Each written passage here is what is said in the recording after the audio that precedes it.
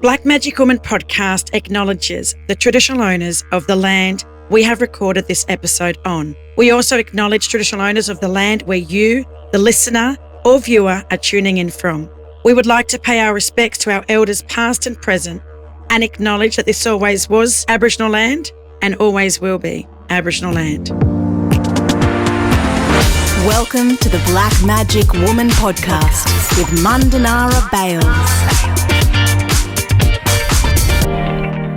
I'm on the lands of the beautiful Larrakia peoples here in Darwin with Menah and my sister girl Noni, who I did not expect to run into. So here we are on the Black Magic Woman podcast. So can you please introduce yourself to our listeners, but also to our viewers on YouTube? So we'll start with Noni, your name, your mom, and tell us a little bit about where you grew up, and then we'll pass the mic over to Menah. Okay, good to be here. Thank you, Sis Mara, for having us both here today. My name is Noni. I am Kunibídji, Kunbarlang, as well as anglo-French Celtic bloodlines running through me. I'm currently living here on Larrakia land, but I grew up between Brisbane and Maningrida. Wow. So Noni Eather. Yo. There you should forgot to tell her last time. You probably already know her, right? And we've got Menah. Thank you for having us on the podcast. My name is Menah Mckenzie. I am a Unbutter Dioma woman from Maningrida too. Noni is my cousin. I grew up between Maningrida and here in Darwin, Larrakia country. Wow. Well, thank you.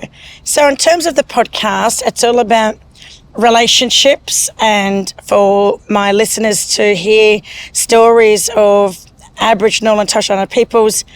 Doesn't have to be about business, doesn't have to be about success, but I love hearing people's stories, their journeys, their experiences growing up in this country. Noni, I am so keen to hear, since you've been between Maningrida and Brisbane as a young Aboriginal girl growing up, can you share a little bit about your childhood?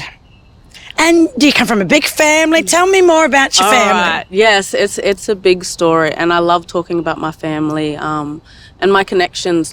Reflecting lately, I have been so grateful and thinking about all the lessons and blessings that come from family. And when we talk about family, as we all know, Mob have not only our nuclear family, but we have our extended families, our kinship families, our connections between different areas right across our nation. And I think it's been funny because I went to school in Queensland as well as Maningrida, back and forth all my life. So I've just been traveling back and forth, me and my siblings. And my father is living in Brisbane, and he grew up around a lot of artists and the Campfire Collective, and that was hanging out with lots of artists from the Murray community. So your Koori father community. is the white fella? Yes. Okay, so My that makes papa. sense now.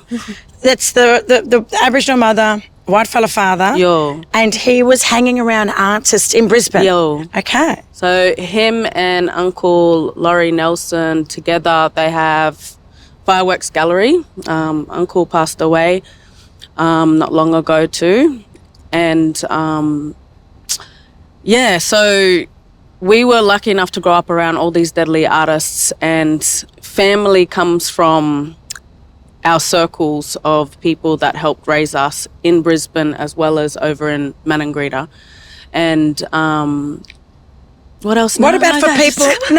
What about for people that don't know where Maningrida is? Can you share that with us? Yeah. Okay, so Maningrida is a remote Aboriginal community on the coast of West Arnhemland, right up the top end here. It's one of the largest communities in the territory, and it is my grandmother's country as well, or Kunibídji mob, and so we're very lucky to be growing up there. That's where I am grateful to continue my mother's tongue as well. And yeah. I love it. Well, Menah, no pressure. Do you want to just share? Oh, you forgot to mention. We have to mention you've got a beautiful daughter, and we'll get to that point. Yes. And what she's been doing with her life. So we're going to get to that. So, Menah, I don't know, where did you grow up? Can you share with our listeners? Yeah, so I was born on beautiful Larrakia country, but then from my father's side in Maningrida, grew up and lived between Larrakia country and Kunibídji country in Maningrida. I come from two big families too. Big Maningrida family where we speak the language Brada. And our homelands are not in Maningrida but outside of Maningrida. We Like neighbouring clan? Yeah. So Gupanga, beautiful white sand beaches outside, and then little Godong, little Billabong country. I'm coming. You're going to take me to your country. I told Noni that yesterday. I can't wait to bring my kids from Coolum, which is just outside of Noosa. And it's kind of like an exclusive kind of white neighbourhood with a few minorities, but not many. You're usually the only person of colour in a gym session, in a restaurant, in a cafe. So that's very different. It'll be very different for my kids going to a community and being part of the majority. So I just can't wait to get my kids out of the city, but get them to really experience what it's like around the country, because Redfern is where I'm from. Yeah. Very different to going to some of these remote parts of the world. What was it like going back to Maningrida when you leave Darwin and you go to Maningrida? What was it like? Was there this kind of, did you have to change the way you talk, how you act, or it was the same? How you are here in Darwin is exactly how you are in Maningrida, or it's different? No, two completely different worlds. Wow. Because I guess Darwin is more like little city, and then Maningrida is, little community. We're all running around barefoot, climbing trees, speaking language more. And then when you're in town, you're not speaking as much language. Okay. Yeah. So a lot of people are still speaking. Is it Brada? Yeah. Wow. Isn't it amazing that you've got to immerse yourself in that when you think about, since the first fleet arrived, right, not that long ago, there was at least 1,000 different Aboriginal languages that were spoken not that long ago.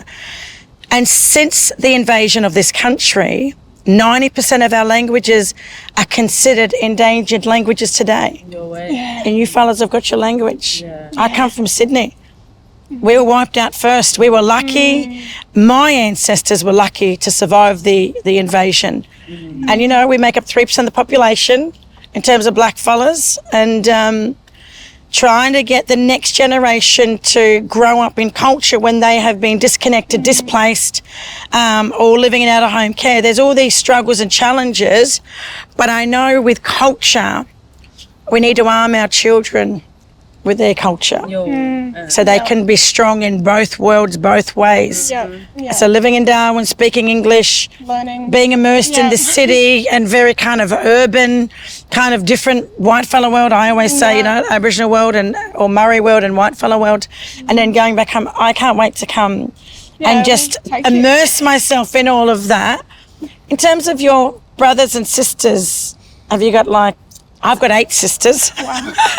Noni knows this. I've got 4. No, how many sisters do I have? Felicia, Ray, Bridget Sue. How we all got to count? Yeah, we got to count them. So 3 sisters, 2 brothers. So there's 6 of us. And do they live in Maningrida, or are they Darwin, or are they everywhere? My family have just all moved back to Maningrida, the country. Yeah. And that's important, right? That in Aboriginal culture and society, family and obligations to family, obligations to community and culture, that's the most important thing. Yeah. And our support networks is our family. Yeah. And everyone's Absolutely. together. I would love to just go down the road and see one of my brothers or sisters and call them. So I envy you. And maybe it might happen, but it's very expensive to own a home where I live. Yeah. Very expensive. What about for you, Noni?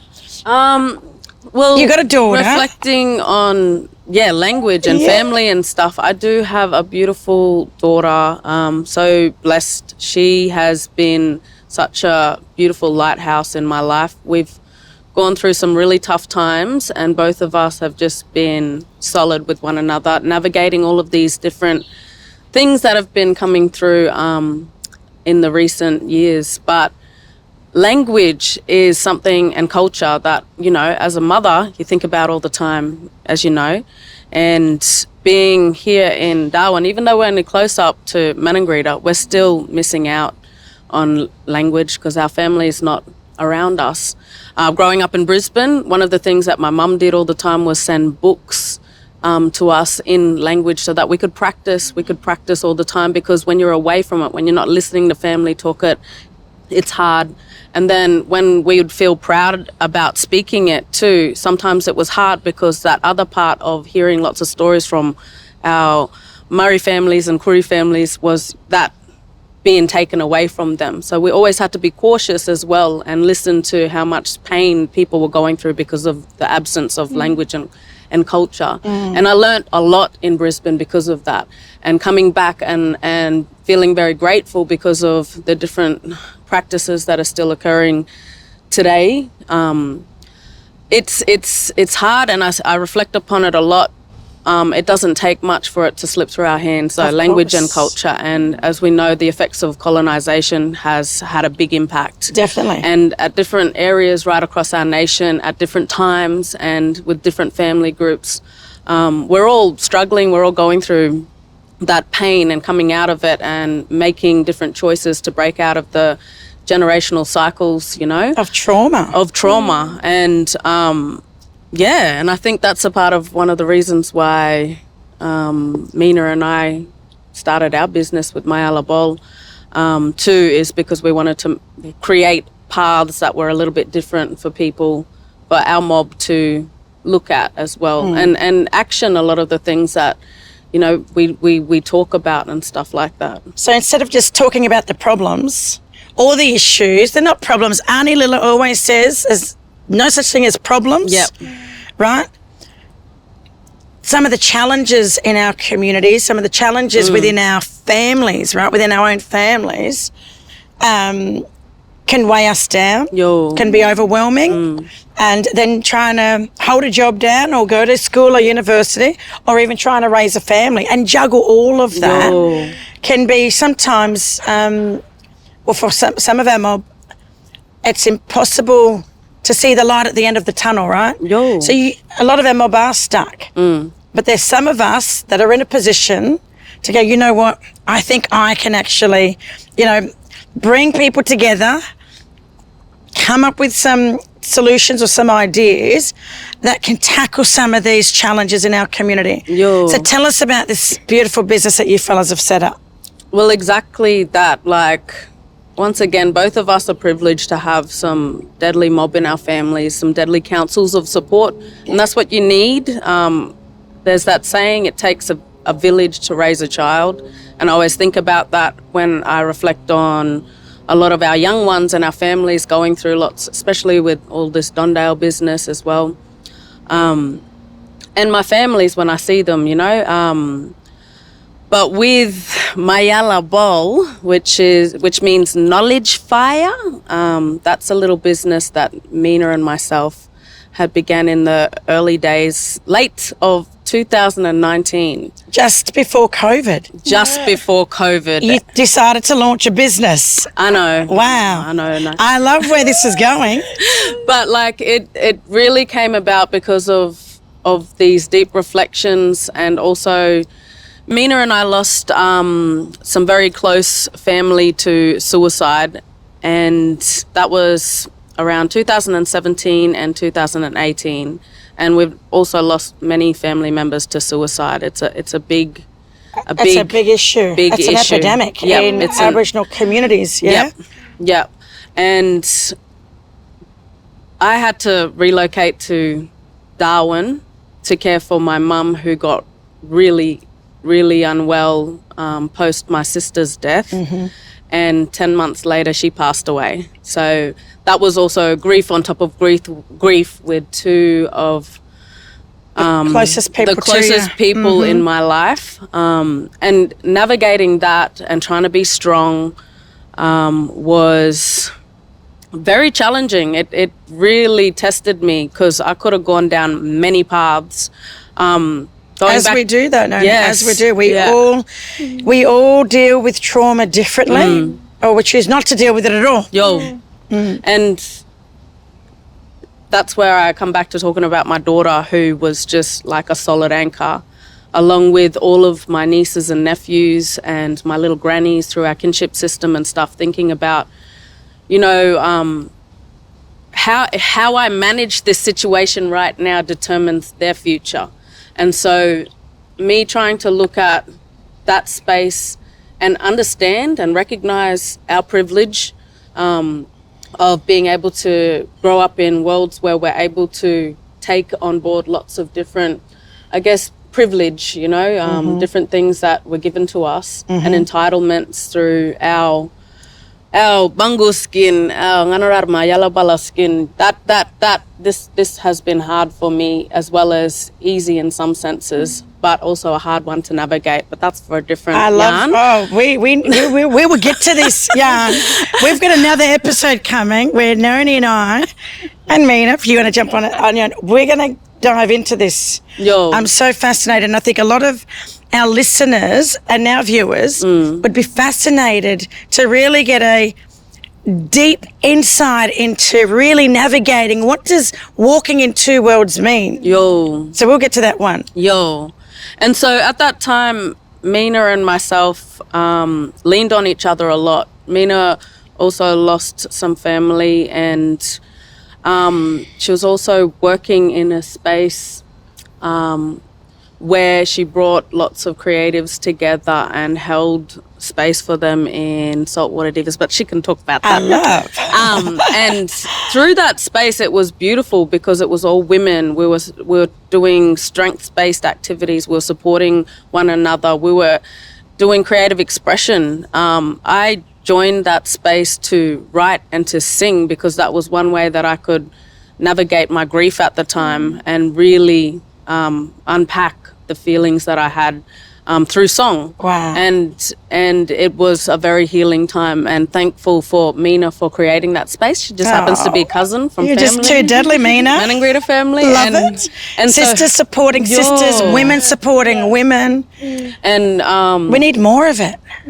honestly. We need to hold each other up. And that's what we were thinking. Yes. And we needed that space to thinking about all the people that do mainly our First Nations women. Yes. The different places.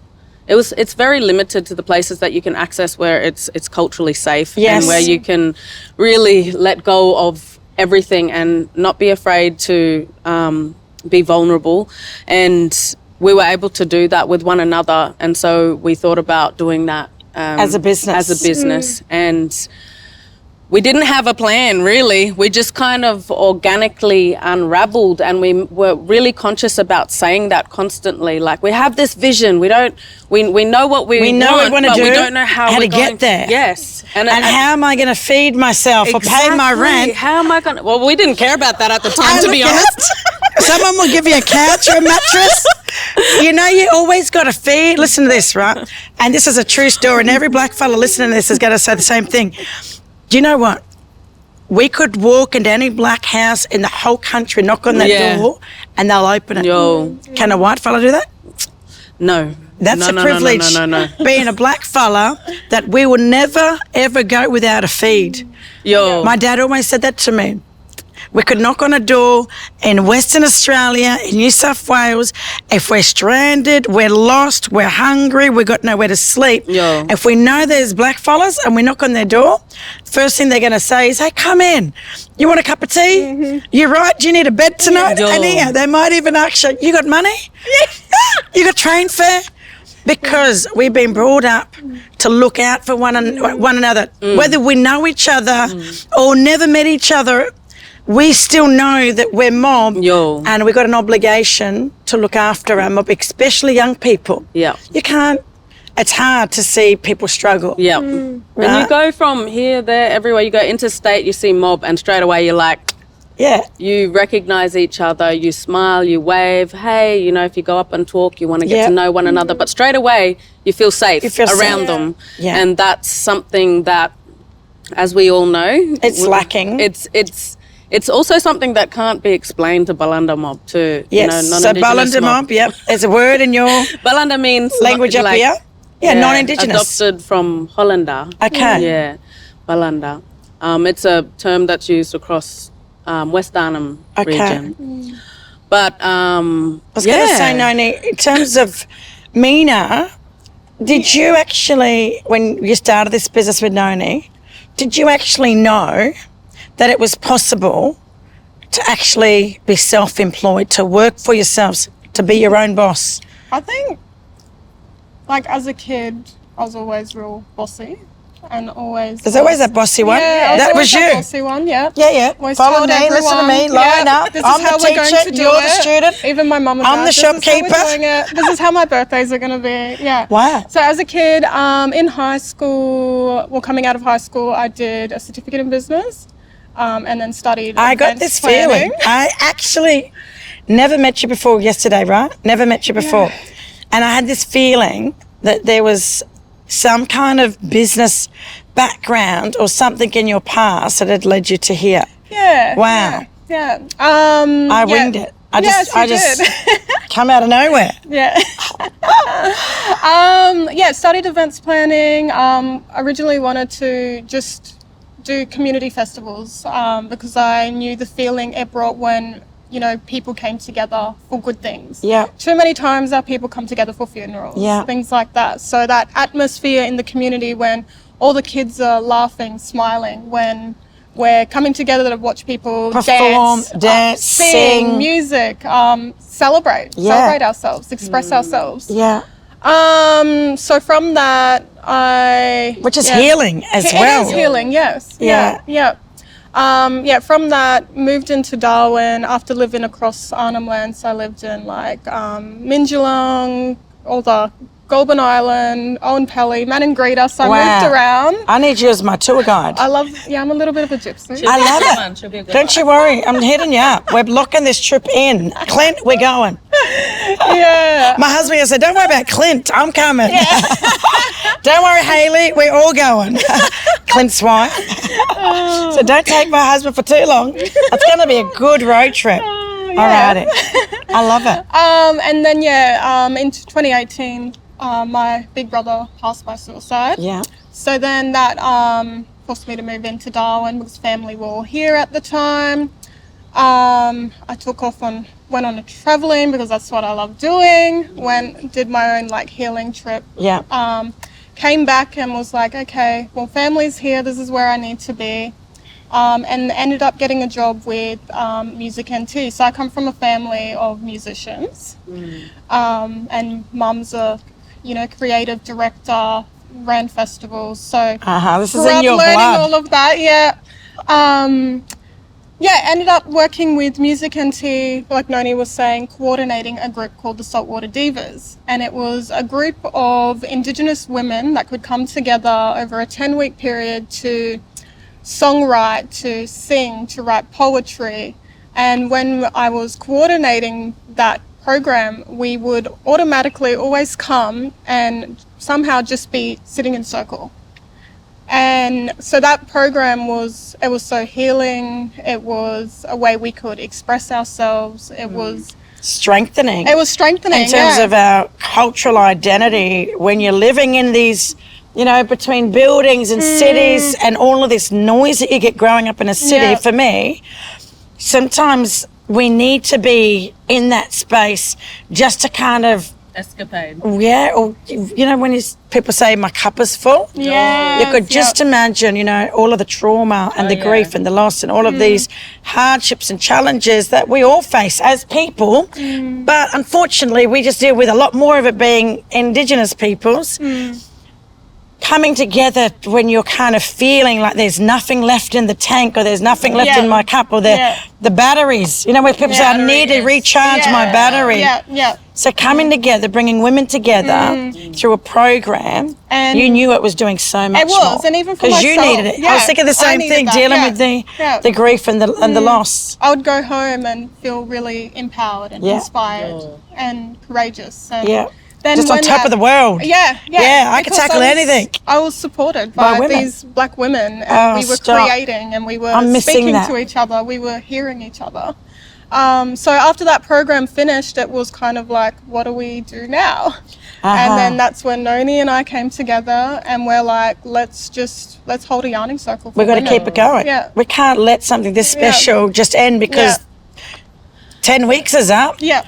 And both of us having that, like, for myself, growing up in Brisbane, earlier, following on from earlier, talking about those creatives, the artists, those people that really wanted to share their stories, and me being immersed amongst that.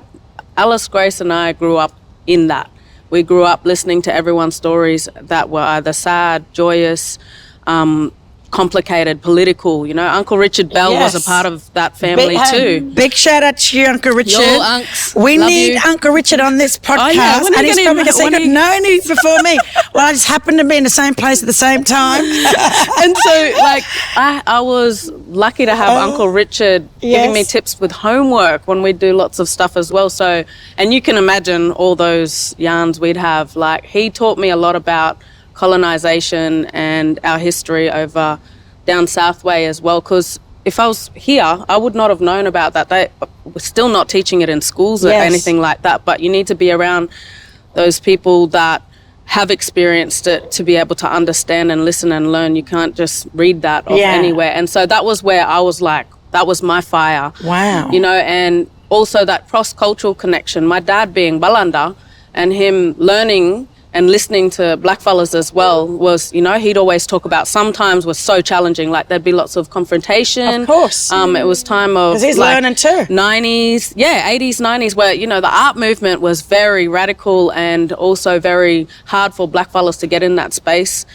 So that's where that Campfire Collective came together. And, funny enough, it is Campfire.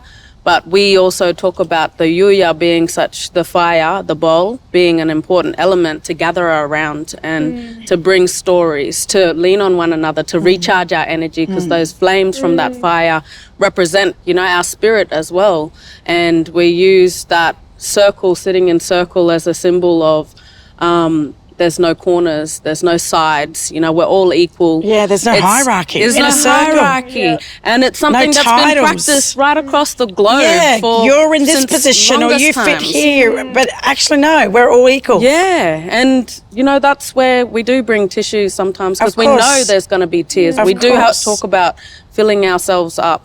The yuya, the bowl, the fire is somewhere where we can create tools.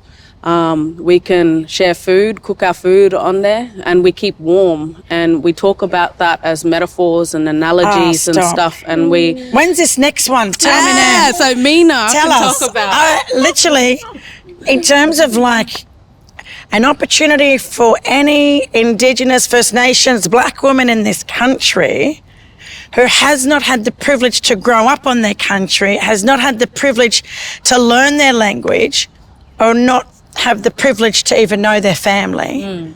Sitting in that circle, you could just imagine, and you know it because you're living it every day, you know. Sitting in that circle could be life-changing. Yeah. So do you offer these programs outside of Darwin, or when can we need to do something. We need to get this circle going, right? So at the moment we're running monthly free women's circles in Darwin. Well, there you go. Tell people that are watching and listening. So for women who are based on Larrakia country, you can access our women's circles here. We offer them monthly, they're free, and they move around because we know transport can be a barrier to accessing the wellness space. So we move to different suburbs. Yeah. We're very grateful to have received some impact funding, and that isn't government. This is something that we thought there's too much red tape there. So Yes. these beautiful people actually reached out to us and offered us some seed funding to be able to get the things that we need. And this is where we're starting the free circles for our First Nations women, and we want to grow from there. We want to develop free resources that are place-based. We want to learn from everybody. We want to be able to develop all of these things and also work through the things that our ancestors have already done. And people out there have been a part of lots of talking circles, healing circles out there. We recognise that as well. So we want to create something that's unique for our mob and place-based as well. And we're, like we said in the beginning, it's all organic unraveling. It's learning. It's taking in information. Listening to feedback is so important for us because... So this is important for people who, not just in business, right? You might be working in an organisation, you could be rolling out programs in communities, especially talking about Indigenous people and communities. Feedback is so important. It's so important. And from our mob directly, like not from that person who said that person and ticking boxes. This is like right amongst, this is all grassroots where we sit down, we talk to our young ones, to our women, what worked, what didn't work, what do you need, what do you want, how What's can missing? we support you, what's missing, all Where's those. the gaps? What aren't we? What should we be talking about if we're not already talking about it? And that's why from the beginning that that whole organic unraveling, that whole area of just being able to listen, learn, move. Okay, this didn't work, let's go over here, because we actually started off doing general circles and getting all that information, and we're so grateful that the women still attend who came to our first ever circle and helped us, and it was beautiful because they recognized that we were beginning something, and they were holding us in that space, and which was special. It's reciprocal, see? It's so reciprocal. You're giving to them and to many others, and you're receiving that back as well. So, Menah, we're going to wrap up the yarn. I want to ask you one thing. As a new business owner, you too, congratulations. It's Thank a you. big achievement, especially for black women, to be self-determined, you know, self-governed. You're your own boss, not government funded. We're not controlled by anybody. A lot of people, not me in terms of my business, but a lot of people do need government funding, and some of us don't want to deal with the headaches and nightmares and the red tape. As a new business owner, recently into business, what do you see for the future of your business, for you to, what does the future look like? What would you hope? There's a lot. There's a lot. Put it out there. Because if you're listening or watching this podcast, you might be the person or the organisation to actually back these two women so that they can actually reach some of their goals and objectives, or, you know, their vision, holding women, supporting women, uplifting women. It's something that we need in our society, because in Aboriginal culture, women are the strength of our culture. Right? We are the nurturers. We are the, you know, we birth, we're givers of life, we're creators, and we need to make sure that women can stand strong and walk tall and be that. It's not even about being a role model, but making sure that the next generation can see what we're doing, and we can kind of inspire them, motivate them, uplift them to do what we're doing and not be lost. And not go down the wrong path, because a lot of our young people are. So you're still very young, right? You probably got, like you said, you got a lot that you want to achieve. What about just the next 12 months? What does that look like? The next 12 months, I guess it's building all of our resources, you know, rolling out all our women's circles across Darwin. We are wanting to do women's circles for young women too, for that youth group. So you're going to separate it, older women, younger women? For our program to roll out in schools, in the STARS program that they have here, for young people in care too. We know that they need this program. I guess it's just building all our visions of all these resources. Like we've got what we're calling Nyeka, which means breath in my language, meditation and mindfulness project that we're rolling out. That's something is on my to-do list for myself. I've never really meditated, but I was listening to a podcast on Virgin, and not my podcast, but it is on there. I was listening to it was Lady Startups, Mia Friedman, Mama Mia. I've just started listening to their podcast, and it was Camilla Franks. I love Camilla's boho caftans, right? Love Camilla.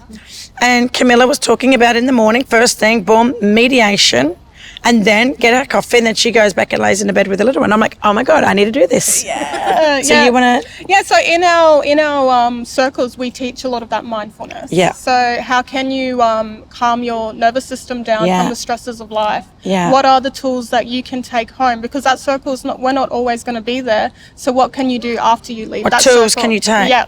And so we want to roll, a toolbox. Yep. We want a lot of things accessible on our website. So you can click on our website and you can listen to that meditation and it can guide you through. And we'll put the website in the show links. Beautiful. You've got a Facebook, you're on Instagram. Yeah, we're on Instagram. People can easily reach out to you. So we'll make sure that all of those links to all the deadly things that you're doing are actually in our show notes. But I just want to say thank you for sweating it out with me. It is hot, it is humid, we're on beautiful Larrakia country, the sun is out, it hasn't rained yet, but thank you for giving up an hour of your time this morning to be part of my journey and to sit in our circle and share our stories. And I really mean this. If you ever need anything, you got my number. Ring me. Use my platform.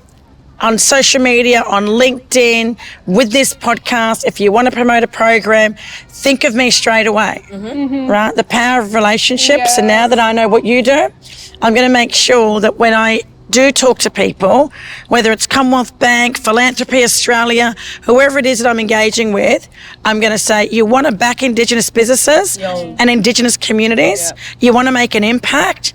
Well, here's some mob. It doesn't have to be mob in your community or where we're going to look at these local people. Well, let's have a look at what this mob are doing. They're already rolling out the program. They're needing some financial support or they're needing a business plan. It's not always about money. There's skill sets that a lot of non-Indigenous people and our mob have that we need especially in small organisations or even in startups.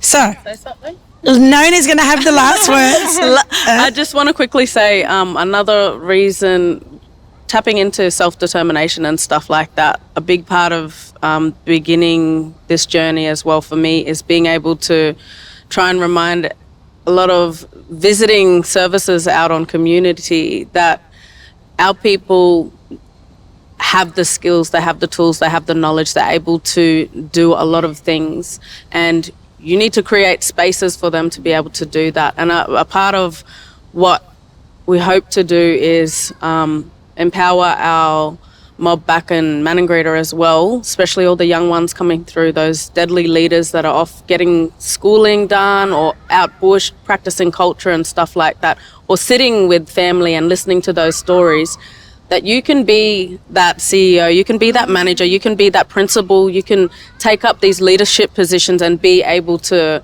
hold space for your team and participate, make decisions. That highest level. Have a seat at that table. Yes, and that's been a big thing that has pushed me through, because when you're out remote, sometimes it's out of sight too. So a lot of people don't know what's going on out there. And sometimes, there's people that come through that their intentions aren't really there at the forefront for our mob. But yeah, that was all. And like kids, I love my family, I love my young ones, and I really want to see you mob just be your best selves. And you don't have to be in business or whatever, but like be your best selves. Don't be ashamed. Get out there and like push through your passion and be able to just hold that space, take up that space. Take the opportunities. When those opportunities rise, grab it with two hands. Look, you two women are just too much. I don't want to go home. On that note, like I said, if I can be of any assistance to you two, or you need connections, you need introductions, or you need to get the word out, pick up the phone and ring me. I'm only a phone call away. Be there knocking at your door. No, you won't. Kick it down. So, let's wrap up this yarn. And, I hope that I get to come back and go and experience. Take you to Maningrida. Yes, listening to it, I was feeling it. And I can't wait to actually say, I'm now here. And I'm going to make sure my kids experience it with me. I just want to say thank you to these beautiful women. It's not easy. The aircon's in there. Yeah. Until next time. Yeah, bye for now. Bye-bye. If you'd like any more info on today's guest, please visit our show notes in the episode description. A big shout out to all you Deadly Mob and allies who continue to listen, watch and support our podcast. Your feedback means the world. You can rate and review the podcast on Apple and Spotify, or even head to our socials and YouTube channel and drop us a line. We'd love to hear from you. The Black Magic Woman podcast is produced by Clint Curtis.